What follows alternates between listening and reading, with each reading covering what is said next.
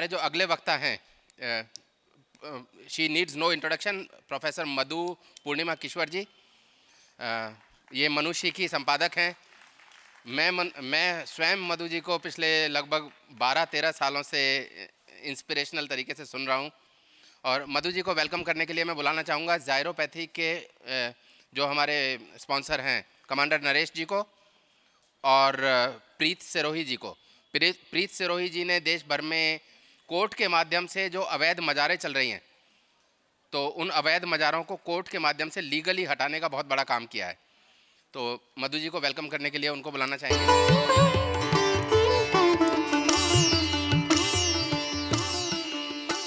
और केजीएफ की तरफ से मधु जी को हमने जो एडजेक्टिव दिया है, जो हमारी तरफ से हमने एडजेक्टिव दिया है, वो है तथ्यान्वेषी, क्योंकि इनका जो रिसर्च वर्क होता है, जो ये सब जगह पे वीडियोस के माध्यम से और लिटरेचर के माध्यम से प्रोड्यूस करती हैं, वो बहुत ही फैक्चुअल होता है। कमांडर नरेश जी मेमेंटो देंगे और प्रीत सिरोही जी शॉल भेंट करेंगे।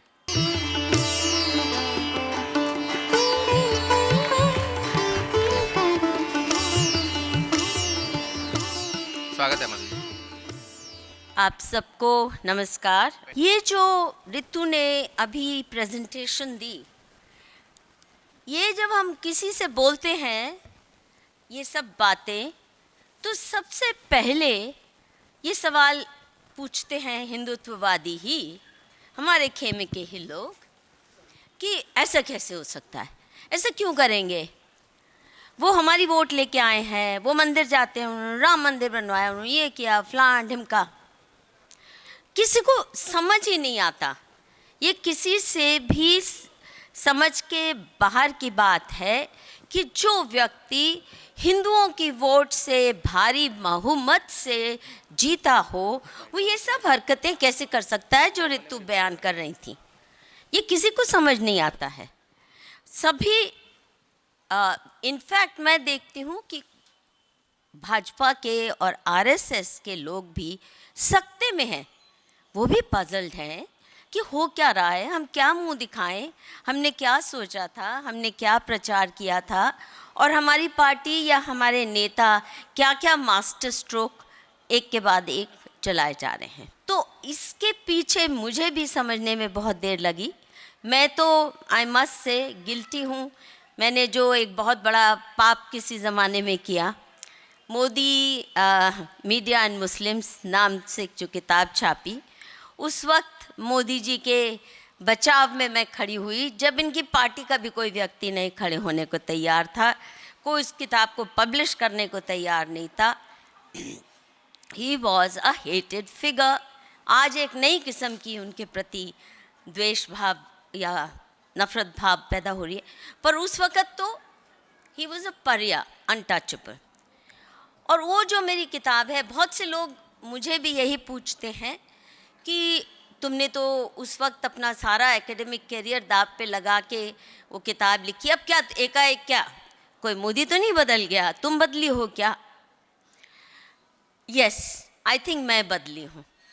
उस वक़्त मैं मोदी को लेफ्टिस्ट अटैक जो हो रहे थे कि दंगा मोदी ने करवाया है, मुसलमानों को मारा है, अगर आप मेरी वो किताब पढ़ेंगे तो उसमें बड़ी बारीकी से डॉक्यूमेंट किया गया कि मोदी जी दंगे के दोषी नहीं थे। ये गलत नैरेटिव है। तो ये उन लोगों के प्रतिरोध में किताब थी जो हिंदुओं को, विशेषकर गुजरात के हिंदुओं को फासिस्ट होने का, मुस्लिम विरोधी होने का, मुसलमानों की जेनोसाइड करने का वो जो आरोप लगा रहे थे। तो ये उनके साथ संवाद के रूप में मैंने सारे तथ्य पेश किए। और उस वक़्त जो मुझे दिखा वो ये था कि ये तो बिल्कुल गांधीवादी है।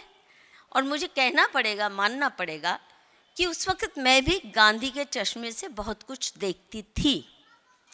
और ये केवल मेरा दोष नहीं है, पूरी जनरेशन का है। मेरा परिवार पार्टीशन परिवार है, पार्टीशन विक्टिम्स का परिवार है। उसके बावजूद भी हमारे माँ बाप ने हमें शत्रुबोध नहीं दिया। मेरी माँ की सबसे जो फेवरेट कहानी मुझे याद है, जो मेरा बहुत दिल छुए थी, वो है वो महात्मा और बिच्छू वाली कहानी। कि एक महात्मा स्नान कर रहे थे नदी में तो एक बिच्छू को देखा वो डूब रहा है, तो उन्होंने उठाया, जैसे उठाया निकाला बचाने के लिए, बिच्छू ने डंक मारा, महात्मा जी के हाथ से बिच्छू छूट गया। फिर उन्होंने जान पे खेल के फिर बचाया, फिर डंक मारा, फिर गिर गया। ये चलता रहा सिलसिला कई बार। तो महात्मा से लोगों ने पूछा ये क्या कर रहे हैं आप, वो आपको डंक मारता है, आप उसको बचाते हो, आप वो डंक मारता है। तो बोले वो एक बिच्छू हो के अपना बिच्छू धर्म नहीं छोड़ सकता, तो मैं एक मानव हो के अपना मानव धर्म कैसे छोड़ूं। और मुझे बहुत छूती थी ये बात, और माँ हमेशा मुझे कहती थी, जब भी मुझे किसी बात पे, अन्यायी बात पे गुस्सा चढ़ता था, कि तुम अपना मानव धर्म मत छोड़ो। सूर्य जब चमकता है तो वो थोड़े देखता है कि कौन अच्छा कौन बुरा, वो सब बराबर सब पे बराबर रोशनी करता है। अब ऐसी ऐसी बातें सुन के जो बच्चे पले हों तो शत्रुबोध कहाँ से आएगा। ये पार्टीशन फैमिली का नैरेटिव है, अगर आप सोच सकते हैं। तो बाकियों ने, जिन्होंने वो नहीं दुख देखा, वो क्या भी जानेंगे। उसके बाद मैं वैसे इस बात के लिए बहुत खुद को शुक्रगुजार, मोदी जी की शुक्रगुजार मानती हूँ कि उन्होंने मुझे गांधी के चंगुल से छुड़वा दिया, और गांधी से मोह भंग करने का काम मोदी ने किया। तो फिर मोदी क्या बड़ी चीज़ है, मोदी से भंग होना तो ज़रूरी बन जाता है, क्योंकि मोदी जी गांधी जी की नकल कर रहे हैं।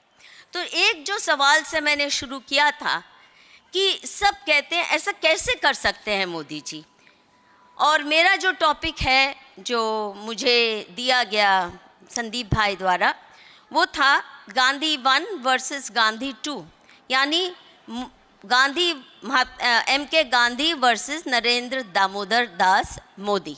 ये मुझे टॉपिक दिया गया। तो एक इनमें जो कॉमनैलिटीज़ हैं, इनमें क्या क्या फीचर्स हैं जो बिल्कुल दोनों में समानताएं हैं, और क्या क्या कुछ फ़र्क भी हैं, उस पर मैं अंत में बात करूँगी। समानताएं अगर हम देखें तो इन्होंने दोनों ने मिल के, गांधी 1 और ये जो गांधी 2 बने फिरते हैं, दोनों ही ये जो सब काम किए जो गांधी ने पार्टीशन के समय, उससे पहले हिंदुओं का शत्रुबोध ख़त्म किया, कुचला, ये दोनों डीप स्टेट के एजेंट हैं। हम मूर्ख हिंदू ये न समझ बैठे कि हमने इनको सत्ता में लाया है, हमारी वोटों से चुन के आए हैं। जैसे गांधी भी हमारे द्वारा महात्मा का लेबल उनको नहीं दिया गया, हिंदुओं ने उन्हें अपना नेता नहीं चुना, ये भी हमें मालूम होना चाहिए। और धीरे धीरे मालूम हुआ जब, तो एक नई दृष्टिकोण से MK गांधी को देखने की मजबूरी बनी कि गांधी को कैसे फ्रीडम मूवमेंट के ऊपर थोपा गया। आप सब जानते हैं साउथ अफ्रीका में गांधी थे, यहाँ उनकी प्रैक्टिस जम नहीं पाई थी MK गांधी की, बिल्कुल फिसड्डी लॉयर थे। तो इनको वहाँ साउथ अफ्रीका से न्योता आया, कुछ मुसलमानों ने वहाँ इन्हें बुलाया, तो उनके साथ ही ज़्यादा इनका घुलना उठना बैठना, उन्हीं के केसेस किए। और वहाँ पे जो इन्होंने सीखा, जो व्यवहार गांधी का रहा, एक loyal citizen of the British empire, ये एक नैरेटिव बाद में बना कि गांधी ने एंटी कॉलोनियल मूवमेंट की शुरुआत अफ्रीका में की। नहीं, ऐसा बिल्कुल नहीं था। इतनी लॉयल्टी दिखाते थे गांधी वहाँ पे भी कि कई बार जो उनके क्लाइंट थे, मुस्लिम क्लाइंट, वो भी तक आ जाते थे उनकी। लेकिन अंग्रेज़ों ने इनको बहुत करीब से देखा, वो जो उनका काल है, और उन्हें लगा कि ये आदमी बड़े काम का है, क्योंकि उस वक्त जब गांधी को वापस गोखले द्वारा अंग्रेज़ों ने, गोखले सब जानते हैं, तिलक गरम दल के थे, रेडिकल हिंदू वॉइस थे, और गोखले जो थे बहुत ही सरकारी अंग्रेज़ परायण किस्म के फ्रीडम फाइटर थे। फ्रीडम फाइटर भी नहीं कहना चाहिए, उनके साथ मिलजुल के रहना चाहते थे। जो भी उनकी आज़ादी की परिकल्पना थी बहुत ही सीमित थी। और गांधी गोखले को अपना गुरु मानते हैं, पॉलिटिकल गुरु मानते हैं, उसी से उन्होंने सारे पाठ सीखे। तो गोखले के माध्यम से अंग्रेज़ों ने गांधी को उस वक्त बुलाया, वो वक्त भी बड़ा, वो काल भी बड़ा महत्व का है। वो था 1905 के वक्त जो बंगाल का विभाजन हुआ था, वो ड्रेस रिहर्सल थी 1947 के विभाजन की। तो जो 1905 का विभाजन हुआ बंगाल का, तो उस वक्त इतनी बड़ी ऑपोजिशन मूवमेंट कांग्रेस द्वारा, कांग्रेस में क्योंकि अब गरम दल के लोग, लोकमान्य तिलक जैसे लोग अग्रिम भूमिका में आ चुके थे, तो उन्होंने जो बंगाल के नेता थे जैसे सुरेंद्रनाथ बैनर्जी वगैरह, पूरी इनकी टीम थी, इन्होंने इतना बड़ा आंदोलन खड़ा किया विभाजन के खिलाफ, क्योंकि उस वक़्त षड्यंत्र अंग्रेज़ों का यही था कि ईस्ट बंगाल, जिसको आज बांग्लादेश कहते हैं, ये मुस्लिम मेजॉरिटी है, और वेस्ट बंगाल, जिसको हम आज भी वेस्ट बंगाल कहते हैं, भारत का हिस्सा है नाम मात्र। तो इसमें अगर हम पार्टीशन करते हैं तो हिंदू मुस्लिम डिवाइड हो जाएगा और आसान हो जाएगा। और मैंने जैसे कहा, ये ड्रेस रिहर्सल थी 1947 के धर्म तो नहीं कहना चाहिए, रिलीजन बेस्ड पार्टीशन की। इस्लाम को धर्म कहना तो बहुत बड़ा पाप है। और स्वदेशी मूवमेंट की शुरुआत उस वक्त हुई। बहुत से लोगों को गलत फहमी है कि स्वदेशी गांधी जी की देन थी, नहीं। 1905 में बंगाल के विभाजन के बाद जो आंदोलन अंग्रेज़ों के खिलाफ चला, उसमें स्वदेशी and boycott of British goods including British textiles, जिसकी वजह से हमारे देश का जो सारा हाथ करगा टेक्सटाइल इंडस्ट्री थी, वीवर्स थे, मरे जा रहे थे, वो बहुत बड़ी एक मूवमेंट के रूप में, मिलिटेंट मूवमेंट के रूप में उभरा। और लाल पाल बाल, ये जो लाला लाजपत राय, तिलक और पूरी एक टीम इनकी खड़ी हो गई थी, इनको साइड लाइन करना था अंग्रेज़ों ने, इसलिए गांधी को बुलाया गया। क्योंकि तब तक जो मिलिटेंट विंग था हिंदू पक्ष का कांग्रेस के अंदर, उन्होंने बॉम्ब ब्लास्ट भी करने शुरू किए, टारगेटेड किलिंग्स भी अंग्रेज़ों की। जैसे भगत सिंह ने भी टारगेटेड किलिंग किस लिए की? लाला लाजपत राय को अंग्रेज़ों ने पुलिस की लाठियों से जो मारा था, उनका देहांत हो गया, तो उसके एवज में भगत सिंह और ये उसके साथी खड़े हुए थे कि इसका तो बदला ज़रूर लेंगे। खुदीराम बोस ने भी बॉम्ब फेंका था एक मैजिस्ट्रेट को मारने के लिए। तो ऐसे कई से वायलेंट एक्ट, रेवोल्यूशनरी मूवमेंट उठ खड़ी हुई थी। और जो तिलक थे, ये बड़ी महत्व की बात है कि तिलक ने भी गीता का गहरा अध्ययन किया और गीता को बहुत फंडामेंटल टेक्स्ट के रूप में उन्होंने इस्तेमाल किया। और तिलक ने जो गीता का इस्तेमाल किया, उसमें बहुत स्पष्ट मैसेज वो देते थे as a writer, as a journalist, कि जो व्यक्ति भी ओप्रेसर को, शोषण करने वाले को, उसका वध करता है बिना निजी स्वार्थ के, किसी कॉज के लिए, तो उसको दोषी नहीं मैं मानता, और ऐसे व्यक्ति के साथ खड़ा होऊंगा। यानी जो टारगेटेड किलिंग्स, चाहे गोली मार के या बॉम्ब ब्लास्ट से अंग्रेज़ जिससे दहशत में आए हुए थे, तो वो टारगेटेड किलिंग्स तक का खुल के तिलक ने समर्थन किया। और ये बड़ी इम्पॉर्टेंट बात है कि तिलक जैसों को, या औरोबिंदो, श्री औरोबिंदो भी गरम दल के थे, इन सब को अंग्रेज़ों ने वीर सावरकर की तरह बुरी तरह ब्रूटलाइज किया। जो जेल में भेजा तो कठोर यातनाएं दी गई, वो आसान नहीं था। नेहरू की तरह नहीं था कि आप रॉयल गेस्ट हाउस में जैसे बैठे हैं, या गांधी को सारी सुख सुविधाएं हैं, ऐसा तो नहीं उनके साथ हुआ। तो तो इनके प्रति कठोर एक तरफ रवैया अपनाया, लेकिन क्योंकि उनकी विचारधारा मजबूती पकड़ रही थी देश के नवयुवकों में, भगत सिंह जैसे अनेकों युवक उठ खड़े हुए थे, तो गांधी जी को लाया गया as an agent of the British deep state.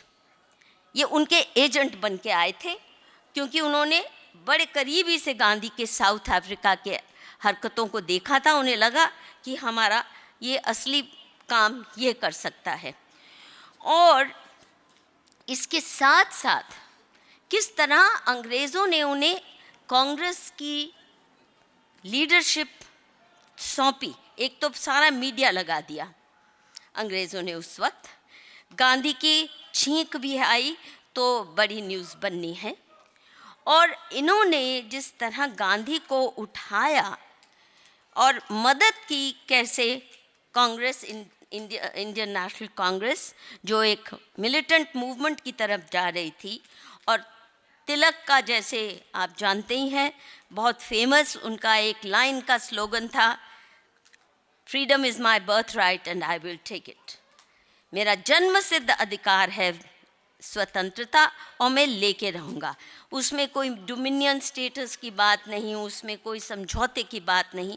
और गांधी अंत तक ये भी हमें समझना चाहिए, अंग्रेज़ों को निकालना नहीं चाहते थे, डोमिनियन स्टेटस से भी खुश थे। और बहुत बार वो लिखते हैं, जैसे अपनी उदारता का परिचय देते हुए, कि अंग्रेज़ यहाँ रह जाए कोई बात नहीं, बस ये है कि थोड़ा सुधर के रहें, हमसे मिलजुल के रहें और हमारे ऊपर सवार होके सिर्फ नहीं रहे, मतलब हुकूमत थोड़ी नरम कर दें। Gandhi was not really against ousting the British, he was quite willing to make accommodation with them। और मैं तो कहूँगी कि गांधी के आने से एक दो तीन बातें हुई। हमारी फ्रीडम मूवमेंट हमारी 1947 में जो आई, शायद 20 साल पहले आ जाती अगर गांधी ना आए होते, और उसका स्वरूप ही कुछ और होता, क्योंकि गांधी ने हिंदू समाज को पौरुष विहीन करने का जो काम किया वो गजब का था। वो मोदी जी भी कर रहे हैं, उसमें मैं बाद में आऊँगी, जो इनकी सिमिलैरिटीज़ हैं। पहले इस्लामियों ने हमें पौरुष विहीन किया, हथियार छीन लिए, you were not allowed to keep arms, घोड़े पे भी नहीं सवार हो सकते। जो जहाँ जहाँ हिंदुओं को इस्लाम के अंडर रहना पड़ा तो पौरुष विहीन बनकर ही रहना पड़ा है। दिन आपके घर की बेटियाँ उठा रहे हैं। उसके बाद अंग्रेज़ों ने भी डिसआर्म कर दिया, हथियार नहीं आप रख सकते। तो गांधी ने जो अंग्रेज़ कानून द्वारा जबरन कर रहे थे, जिसके खिलाफ लोगों में रोष भी पैदा हो सकता, गांधी ने एक पूरी आइडियोलॉजी रच डाली। और देखिए वही गीता जिसका मैसेज तिलक एक रूप से देते हैं, मिलिटेंट हिंदुइज़्म, असर्टिव हिंदुइज़्म और freedom is my birth right, और उसके लिए जो भी करना पड़े हिंसा समेत वो जायज़ है, उसको ही गांधी ने वही गीता, वही रामायण का इस्तेमाल करके पौरुष विहीनता ले आए, नॉन वायलेंस एंड सत्याग्रह। हालांकि अगर गांधी के जीवन में आप देखें तो मैं कहूँगी कि इस्लाम से जो सबसे बड़ी सीख मोदी जी और गांधी जी दोनों ने ली, वो है द आर्ट ऑफ अल तकिया, यानी द आर्ट ऑफ डिसीट। ऐसे गजब के झूठ बड़े बड़े बोलते हैं और संत बन के, और ये चाहते हैं कि उनको लोग महात्मा, गांधी को तो खैर महात्मा का टाइटल भी आपको मालूम होना चाहिए, I am sure most of you know it, कि अंग्रेज़ों ने नोटिफिकेशन पास की थी कि अब इसके पश्चात ऑफिशियली 1938 में, पर उससे पहले भी, कि इनको महात्मा के लेबल से ही पुकारा जाए, इनको महात्मा के नाम से ही पुकारा जाए। ये अंग्रेज़ों ने तय किया था, हिंदुओं ने स्वेच्छा से ये नहीं माना था, क्योंकि इनकी तब तक हरकतें ऐसी हो चुकी थी कि हिंदू समाज काफ़ी सख्ते में था, काफ़ी शौक में था, जिसकी बहुत ब्रीफली मैं बात करूंगी कि हिंदू समाज ने इतनी आसानी से, ना ही कांग्रेस पार्टी ने इतनी आसानी से इन्हें अपनाया, जितना बताया जाता है कि वो आए, he came, he saw and he conquered. No, there was a lot of resistance to Gandhi and his cranky interpretation of non-violence and satyagraha and ahimsa, जो कि उनके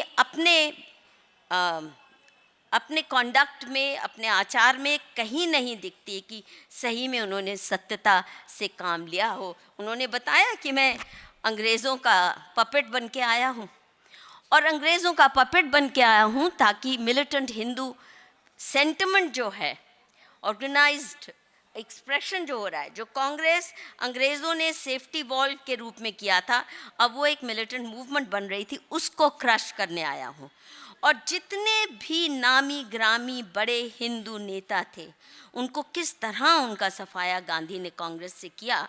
और जब तक गांधी की हत्या हुई तो सही में एक रह गए मैकॉले पुत्र नेहरू, उनको सौंप गए, और बाकी धिम्मी किस्म के बहुत से जो गांधी की हाँ में हाँ मिला लेते थे। हालांकि तब तक भी इतनी बुरा हाल नहीं था जो बाद में होता गया।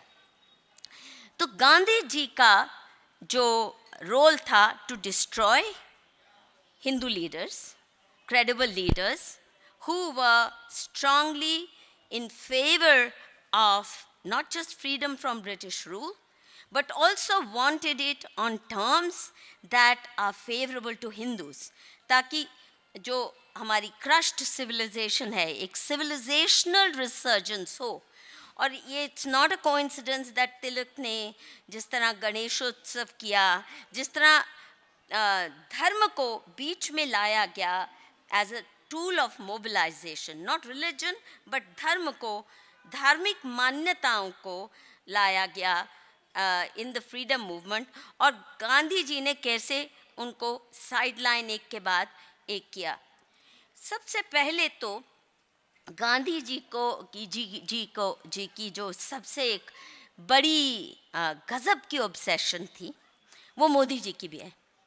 वो ये कि मैं मुसलमानों का सर्वोच्च नेता बन के दिखा दूं, ये मुझसे प्यार करने लगे, ये मेरा नेतृत्व स्वीकार कर लें। अब अगर किसी को 2 पैसे की भी जानकारी है इस्लाम के बारे में, तो उसे मालूम होना चाहिए कि इस्लाम इसकी इजाज़त देता ही नहीं कि किसी काफिर की लीडरशिप मुसलमान स्वीकार कर लें। जैसे नेशन स्टेट की हुकूमत, अगर वो किसी काफिर की सरकार है, हिंदू मेजॉरिटी इंडिया में नहीं रह सकते हम, ये जिन्ना का था कि हम काफिरों के अंडर नहीं जी सकते, ये हमें इस्लाम कहता है कि आपको अपने लिए अपनी इस्लामी हुकूमत में रहना चाहिए। तो हिंदुस्तान को दरअल हर्ब यानी जोन ऑफ वॉर, यहाँ हमेशा वॉर ही चलता रहे, लो इंटेंसिटी सिविल वॉर, हमेशा कुछ ना कुछ फुलझड़ियाँ बम पटाखे फोड़ते रहो जो मुसलमान करते हैं, आज हिजाब पे, कल किसी और बात पे। उनको फसाद चाहिए, दंगों के बगैर वो जी नहीं सकते, उनकी राजनीति फैल नहीं सकती, क्योंकि उनको दंगों से विक्टिमहुड नैरेटिव मिलता है। और ये जो state of war, low intensity state of civil war, जब तक वो माइनॉरिटी में है, और फिर ओपन डिक्लेरेशन ऑफ वॉर जैसे अब वो बांग्लादेश में हिंदुओं के खिलाफ कर चुके हैं, ये ज़रूरी है उनके लिए, उनका मजहबी मैंडेट है। और हमें मुसलमानों से सीखना चाहिए कि अपने मज़हब की वो वाकई ही कदर करते हैं कि उसके लिए मरने मराने को भी तैयार हैं। उनके लिए मराना, बच्चे को कत्ल कर देना, काट देना, गैंग रेप करना, स्त्रियों का अपहरण करना, ये उनके मजहबी मैंडेट्स हैं। ये सब अच्छे काम उनके मज़हब में बताए गए। ये इस्लाम अनोखा है इस लिहाज से कि जो हमारे धर्म में या किसी भी सिविलाइज सोसाइटी में बहुत बहुत जघन्य माने जाते हैं, वो इस्लाम में ज़रूरी काम है। उसके लिए अल्लाह खुश होता है, उन्हें जन्नत में हूरें मिलती हैं, तो वो कैसे मान लेते। और इसी वजह से जिन्ना जो कांग्रेस में थे, तिलक का केस भी लड़े, तिलक पे जो सेडिशन केसेस हुए, 2 बार जिन्ना उनके लिए खड़े हुए। और किस लिए चिढ़ते थे मुसलमान, इंक्लूडिंग दोज जो अली ब्रदर्स, गांधी के साथ हो लिए, वो ये कि तुम होते कौन हो ये सोचने वाले कि हम मुसलमान तुम्हारे, they used him but they were not willing to follow him और एक्सेप्ट हिज लीडरशिप गांधी की। पर उन्होंने अंत तक, मरते दम तक ये नहीं छोड़ा कि मैं इतना तुम्हारा भला करूँगा, चाहे हिंदू मुझसे नफरत करने लग जाएं, चाहे मैं हिंदुओं का कत्लेआम करा दूं, पर तुम्हारा भला नहीं छोड़ूंगा। और पहली बार हम देखते हैं कि गुड कैरेक्टर सर्टिफिकेट्स अगर किसी कांग्रेस के नेता ने इस्लाम और प्रॉफिट मोहम्मद को दिया और जिन शब्दों में दिया, वो गांधी ने शुरू किया। ये जो अपीजमेंट की हम बात करते हैं, अब देखिए महात्मा गांधी और prophet Muhammad, he suffered endless persecution. अब प्रॉफिट मोहम्मद की ज़िंदगी में कोई परसिक्यूशन नहीं थी, बहुत बहादुर थे और केवल अल्लाह से डरते थे और किसी से नहीं डरते थे। और कितनी मतलब पुल बांध दिए तारीफ़ों के, पर खिलाफत का इस्तेमाल मुसलमानों की लीडरशिप ने, हालांकि गांधी उसका अगुवाई कर रहे थे, कांग्रेस के मर्जी के विरोध में गांधी अगुवाई कर रहे थे। हुआ ये कि बहुत सी जगह में मुसलमानों ने हिंदुओं के खिलाफ दंगे शुरू कर दिए कि ये अब हमारी चल रही है जिहाद, अब जिहाद का समय आ गया है। और हिंदू क्योंकि हमारे साथ नहीं खड़े, अंग्रेज़ उनको कहीं कहीं बचा रहे हैं अपनी आर्मी भेज के, तो ये हमारे दुश्मन है। इतने बड़े कत्लेआम हुए जिसमें सबसे ज़्यादा फेमस है मोपला मैसेकर 1921 में केरला में। अभी वो वही लैंड है जहाँ से राहुल गांधी इलेक्शन जीत के आते हैं। तो उसका इस्लामीकरण कैसे हुआ उस एरिया का, तो मोपला उस वक़्त गरीब मज़दूर, खेत मज़दूर हुआ करते थे। और एकाएक मुल्ला मौलवियों ने उन्हें उकसाया और भारी मात्रा में हज़ारों हिंदुओं का निर्ममता से कत्लेआम किया, महिलाओं के गैंग रेप किए, प्रेग्नेंट हिंदू महिलाओं के वूम तक फाड़े गए, उनके बच्चों को ऐसे जो वूम में थे उनको भी पटका, मतलब it was truly one of the most brutal massacres. सारी कांग्रेस पार्टी के नेता त्राही त्राही कर रहे हैं। उस वक़्त कम से कम अंबेडकर ने भी, Ritu, Ambedkar did try to remind Gandhi कि जो तुम कर रहे हो ये बहुत जुल्म का काम कर रहे हो, अभी भी तुम खिलाफत की सपोर्ट ही नहीं कर रहे। पर एक शब्द उसको कंडेम तो क्या करना था। हम जो हैरत में होते हैं कि मोदी जी ने बांग्लादेश में चल रहे हिंदू मैसेकर के ऊपर एक शब्द नहीं बोला, मणिपुर में हिंदुओं के साथ, मैती हिंदुओं के साथ क्या हो रहा है एक शब्द नहीं बोलते, या कमलेश तिवारी की जिस तरह हत्या की गई, या आए दिन हिंदुओं के कत्ल हो रहे हैं, अबडक्शंस हो रही हैं, लूटपाट कर रहे हैं, अपने क्षेत्रों से भगा रहे हैं हिंदुओं को जहाँ भी मुस्लिम बहुल्य होते हैं। हम आज सकते में है कि मोदी जी कुछ नहीं करते, पर उस वक़्त गांधी ने, मोदी जी तो चुप रह जाते हैं, गांधी के शब्द अगर आप सुनेंगे तो गांधी कहते हैं, but Moplah bravery must command admiration. These Malabaris are not fighting for the love of it. They are fighting for what they consider is their religion and in the manner they consider it religious. यानी इनकी बहादुरी को हमें सलाम कहना चाहिए, ये जो कत्लेआम कर रहे हैं। और जो इनका मज़हब इनसे उम्मीद करता है वो देखिए कितनी मजबूती से, कितनी कट्टरता से कर रहे हैं, और इसलिए हमें इनकी बहादुरी को सलाम करना चाहिए। फिर उसके बाद हिंदुओं को जो लूट रहे हैं, पिट रहे हैं और हज़ारों की संख्या में उजड़ चुके, बेघर बार हो चुके, तो उनको ये क्या कहते हैं, it is more necessary for a Hindu to love the Moplah and the Muslim more when the latter is likely to injure him और is already injured him. Why should a single Hindu have run away on account of Moplah atrocities. कि आपको तो मोपला से प्यार करना चाहिए, वहाँ से आप भागे क्यों? आप धर्मांतरण के डर से क्यों भागे, या आप कत्ल होना क्यों स्वीकार किया? और कहते हैं, there will be no enmity between the two He alone may be said to be firm in his dharma who trusts his safety to God and untroubled by anxiety follows the path of virtue. If Hindus apply this rule to the Mopla affair, they will not, even when they see the error of the Moplas, accuse the Muslims.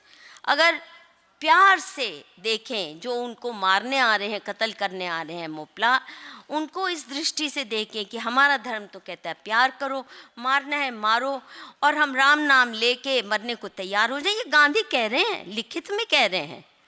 और सारी Congress including Ambedkar त्राही त्राही मचाए उस वक़्त तो कि आप कर क्या रहे हैं। बापू तब तक कहते थे, शायद कहते थे, ऐसा बाप किसी ने नहीं देखा होगा जो अपनी औलाद को खा जाए या उसको भेड़िए को सौंप दे। गांधी ने वाकई ही हिंदुओं को भेड़ियों के हाथ हवाले किया और उनके जब चिथड़े हुए तब भी हिंदुओं को ही ये सबक देते रहे अहिंसा का। ये बड़ी महत्व की बात है कि आज पूरे जीवन में गांधी ने कभी किसी मुसलमान को अहिंसा का पाठ नहीं सिखाया। वो इस बात को मानते थे कि इनका मज़हब कहता है हिंसा करो, हिंसा के माध्यम से कन्वर्ट करो, हिंसा के माध्यम से आप दुनिया पे रूल करो, तो वो तो करेंगे क्योंकि वो अपने मज़हब के पक्के हैं और हमें एडमायर करना चाहिए। और फिर ये नहीं कि हिंदू धर्म भी कहता है शत्रुबोध इतना होना चाहिए कि जब टाइम आए तो शस्त्र उठाने पड़ेंगे सगे भाई के खिलाफ भी, अपने गुरु के खिलाफ भी, जैसे महाभारत में हुआ। वो नहीं, एक तरफ की जो अहिंसावाद सिखाया मुसलमान को कभी नहीं, और मुसलमान मानते भी नहीं। और एक एपिसोड माना जाता है कि अफ्रीका में एक बार गांधी के मुंह से कुछ कड़े शब्द इस्लाम के बारे में निकल गए थे कोई बयान में, और उनके घर में मुसलमानों ने आके ऐसी धुनाई की, ऐसी पिटाई की, ऐसी किकिंग की कि उसके बाद उनके मुंह से मतलब बहुत कायर भी थे। Let's face it, there was no courage in that man. औरों को ही कि लाठी खाओ, ब्रेवली खाओ, अहिंसा से राम नाम करते हुए मर जाओ, बट गांधी में वो हिम्मत नहीं थी कि लाठी खाएं, और ना कभी अंग्रेज़ों ने उन्हें लाठी मारी। लाठी मारी तो तिलक को मारी, लाठी मारी तो लाला लाजपत राय को मारी, फांसी दी तो भगत सिंह को दी। और ये भी देखिए गांधी जिस उम्मीद से आए थे, जैसे मैंने कहा, वो हमारे नेता थे ही नहीं, हमें अब समझ आ रहा है। भगत सिंह को फांसी हुई तो जस्टिफाई करते हैं गांधी अंग्रेज़ों का पक्ष लेके कि अंग्रेज़ों को पूरा हक है कि भगत सिंह को फांसी दे क्योंकि उनका कानून ही ये कहता है। यानी मुसलमानों का फ़र्ज़ है हिंदुओं को मारें क्योंकि वो काफिर हैं। हाँ, वो करेंगे, बिल्कुल, हमें सलाम करना चाहिए। अंग्रेज़ों का कानून कहता है कि जो उनकी खिलाफत करे और थोड़ी हिंसा भी इस्तेमाल करे उसको फांसी लगा दो, तो भगत सिंह को फांसी लगने दी। यही नहीं, स्वामी श्रद्धानंद का जो मर्डर हुआ, क्योंकि वो शुद्धि कर रहे थे, घर वापसी। तो आप जानते हैं आज हमारे मोदी जी भी घर वापसी के प्रति कितने संवेदनशील हैं कि कोई मर जाए घर वापसी का रिस्क लेते हुए, तो वो वही कहेंगे जो गांधी उस वक़्त कहे कि ये तो प्रोवोकेशन है, ये क्यों किया। और जिसने स्वामी श्रद्धानंद जो उस वक़्त बीमार पड़े थे अपने घर में, और कोई मुसलमान आके उनके घर में घुस के कत्ल करता है, गांधी ने उसको जस्टिफाई किया। फिर राजपाल महाशय जिन्होंने रंगीला रसूल किताब छापी थी, क्योंकि मुसलमानों ने एक बहुत ही वाहियात किताब छापी थी हिंदू धर्म के खिलाफ, जिसमें माँ सीता और देवी देवताओं के खिलाफ बहुत अभद्र टिप्पणियाँ की गई थी। तो गांधी जी रंगीला रसूल के पब्लिशर को मतलब दोष देते हुए कहते हैं कि ये तो प्रोवोकेशन है। और यही नहीं, और ये भी कहा कि एक कड़ा कानून आना चाहिए कि किसी का रिलीजियस सेंटिमेंट हर्ट करो तो आपको जेल हो। और अंग्रेज़ों ने वाकई वो कानून लाया भी, जो सेंसरशिप का के लिए, और रिलीजियस फीलिंग्स हर्ट का जो कानून आज भी हमारे आईपीसी में है और मोदी जी की नई दंड संहिता में भी है कि आप किसी का रिलीजियस सेंटिमेंट हर्ट नहीं कर सकते, ये उस समय की देन है और गांधी जी की देन है।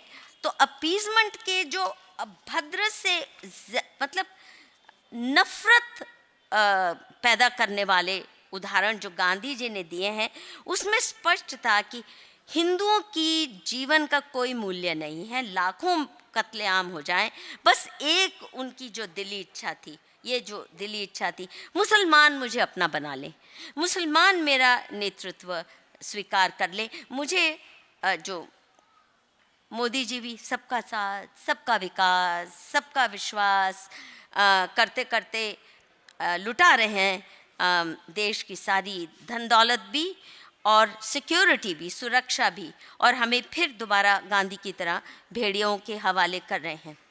यहाँ तक कि आप सब जानते हैं कि ये जो एनिमीज़ प्रॉपर्टी एक्ट आया पार्टीशन के बाद, हिंदू जो शरणार्थी थे, मेरी माँ भी बताती है, वो भी शरणार्थियों के रूप में ही आए थे पाकिस्तान से, तो उस वक़्त जो मस्जिदें खाली हो गई थी क्योंकि यहाँ से बहुत से हिंदू चले गए थे,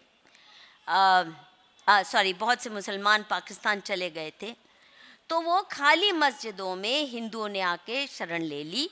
आप देखिए वो महीने थे मानसून के, मानसून के बाद सर्दी थी, कोई शेल्टर की इतना प्रावधान नहीं सरकार कर पाई थी उस वक़्त तक। गांधी ने जबरन हिंदुओं को निकलवाया उन मस्जिदों से कि नहीं, वो वापस आएंगे, ये मस्जिदें उन्हीं की हैं। और जो एनिमीज़ प्रॉपर्टी एक्ट, जो बांग्लादेश के भाई लोग अभी रो रहे हैं कि वहाँ पे एनिमीज़ प्रॉपर्टी एक्ट का मतलब ये निकाला गया कि जो हिंदू परसिक्यूशन के डर से थोड़ी देर के लिए भी बाहर चले गए देश से, वहाँ जब हिंसा चल रही है, वापस आए तो उनकी प्रॉपर्टी जब्त हो चुकी है, वेस्टेड प्रॉपर्टीज़ एक्ट। तो लाखों एकड़ हिंदुओं की ज़मीन, कम से कम 2-3 लाख एकड़ बांग्लादेश में हथियाई गई है। यहाँ कैसा कानून गांधी और नेहरू के चलते पास हुआ, और ख़ासकर गांधी के आग्रह पर कि उनकी प्रॉपर्टीज़ बचा के रखी जाएं, कस्टोडियन अपॉइंट किया जाए, और वो कस्टोडियन ये देखेगा कि जब भी मुसलमान वापस आए, जब उनकी मर्ज़ी आए, उनको उनकी प्रॉपर्टी सौंप दी जाए। और मेरा तो खुद बचपन का अनुभव है, एक नवाब की हवेली दरियागंज में जो थी, वो मेरे पापा को अलॉट हुई थी। ये जो गवर्नर भी रह चुके हैं ना, नजीब जंग, इनकी हमीद मंजिल नाम से, तो मेरे पापा को अलॉट हुई थी उनके ऑफिस की तरफ से। और एकाएक हमारे बचपन में ये आए जंग साहब वापस आए थे पाकिस्तान से, और गाली गलौज करके पुलिस के साथ निकलो। तो मेरी माँ ने कहा, तुमने तो हमें दी नहीं, तुमने तो हमें दी नहीं, जिसने दी है उसको जाके कहो, वकेट करो। She was alone at home, she had to stand up to these Muslim bullies, इन जंग साहब के जो भी रहे होंगे। ये अपने आप में अभूतपूर्व है कि जस्टिफाई करना, एक्टिवली जस्टिफाई करना, वो भी तब जो लोग आपको सर आँखों पे बिठा के अपना नेतृत्व सौंपे हैं, उनके कत्लेआम पे आप खुशियाँ मनाते हैं। और कई सारे ऐसे भी, I was delighted to know that Hindus died peacefully, I was delighted to know, ऐसी बातें, मतलब और स्त्रियों को भी कहते हैं कि अगर आपको रेप करने आए तो ज़बान को दांत तले दबा के कोऑपरेट करना मुसलमानों के साथ, तो वो जल्दी से सेटिस्फाई हो जाएगा, चला जाएगा। ये तो गांधी जी की सीख है, ये ब्रह्मचारी की सीख है स्त्रियों के लिए।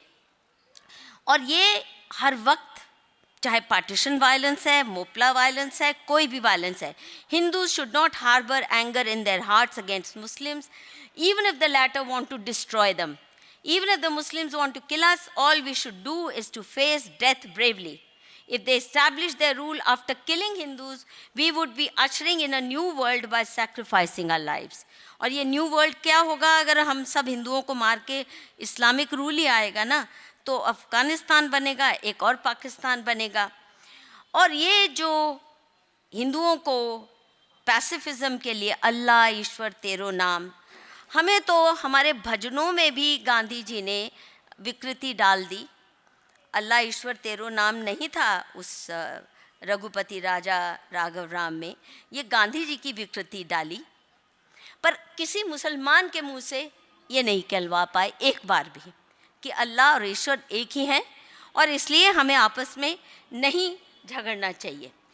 तो इस बात पे तो आप सोचिए कि उस वक़्त कांग्रेस में कितना विद्रोह और कितना गुस्सा होगा गांधी के कि अंबेडकर ने गांधी को मुस्लिम अपीजमेंट को लेके खरी खोटी सुनाई लिखित में गांधी का कि आप समझ नहीं रहे हैं कि इस्लाम किसी को बख्शने वाला नहीं है। और बाकी तो रितु ने अंबेडकर की सारे चिट्ठे पत्रे खोले, बहुत अच्छा किया, बट इस्लाम को लेकर जो लिखा है अंबेडकर ने वो वाकई आज भी उतना ही उपयुक्त है जितना उस वक्त के लिए लिखा गया था। और ये भी नहीं हमें भूलना चाहिए, हमें ये जो पाठ पढ़ाया जाता है, जो अंग्रेज़ों ने महात्मा का जो टोपी पहना दी, वैसे तो इस्लामी टोपी पहने हुए थे, पर अंग्रेज़ों ने महात्मा की जो टोपी पहना दी, महात्मा सेंटहुड की,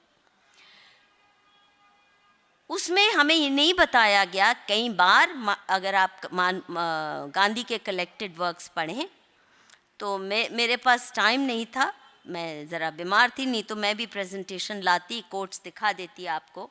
गांधी एक्चुअली फेवर्ड पार्टीशन, और कई बार उन्होंने लिखित में कहा कि मुसलमानों को हक है कि अगर वो हमारे साथ नहीं रहना चाहते तो अपने लिए अलग मुल्क मांगे। पर एक आध सेंटेंस कहीं बोल दिया, partition over my dead body. अरे डेड बॉडी नहीं, 10 लाख हिंदुओं की डेड बॉडी पे हुआ, तुम्हारी बॉडी तो वैसी की वैसी रही।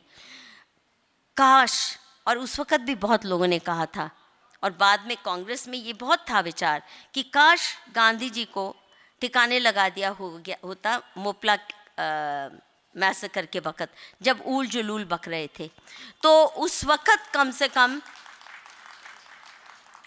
जो नुकसान हमने झेला पार्टीशन का, और ये और बड़े महात्मा बन गए, ये तो नहीं होता। ये जो कल्ट बनता गया गांधी का कि उसने इतने बड़े पाप किए, इतने बड़े अपराध किए हिंदू समाज के खिलाफ, वो तो कम से कम नहीं होता अगर उस वक़्त इनको दरकिनार कर दिया गया होता। लेकिन जैसा मैंने कहा, अंग्रेज़ों के पपेट बन के आए थे और अंत तक उनकी खिदमत करते रहे। और अंग्रेज़ ऐसा नहीं है कि जिसको पपेट बनाते हैं उससे वो इश्क विश्क नहीं करते हैं। जैसे गांधी ने एक शब्द भी नहीं बोला, चर्चिल ने जो बंगाल फैमिन का जो दोषी था, 3 मिलियन कम से कम बंगाली मरे उस फैमिन में, 4 भी कुछ लोग कहते हैं।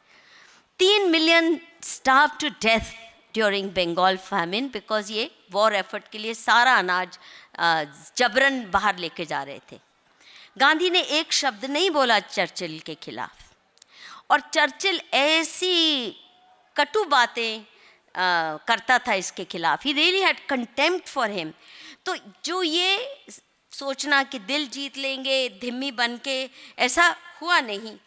उससे भी ज़्यादा अब देखिए, हम कहते तो हैं माउंट बैटन ने पार्टीशन किया, बिल्कुल किया। माउंट बैटन और नेहरू की जो गठबंधन हुआ, पार्टीशन अंग्रेज़ों के एजेंडा में था, लेकिन माउंट बैटन भी चाहता था कि अगर पार्टीशन अब किया है, 23% मुसलमानों को 32% भूमि हमने भारत की दे दी है, अब इनको वहाँ फुट लेना चाहिए, पीसफुल ट्रांसफ़र ऑफ पॉपुलेशन कर लीजिए ताकि हिंदुओं को सेफली वहाँ से ले आओ और यहाँ से उनको भेज दो। Gandhi was the one who put his foot down. Nehru भी राज़ी हो गए, माउंट बैटन भी चाहता था, गांधी ने कहा नहीं, ऐसा कैसे हो सकता है, ये रहेंगे, और सिर्फ रहेंगे नहीं, हमारी छाती पे मूंग दल के रहेंगे, कॉन्स्टिट्यूशन में इनको स्पेशल अधिकार मिलेंगे। और किसी भी देश में फ्रीडम ऑफ रिलीजन का मायना हिंदुस्तान में अगर है, वो है इन्हीं के लिए फ्रीडम ऑफ रिलीजन है कि ये धर्मांतरण भी करें। जिस धर्मांतरण की वजह से पार्टीशन हुआ, उसके लिए खुली छूट देना, ये तो गांधी और नेहरू की ही देन है, और जिसको पूरी तरह आज मोदी सरकार भी सपोर्ट करती जा रही है।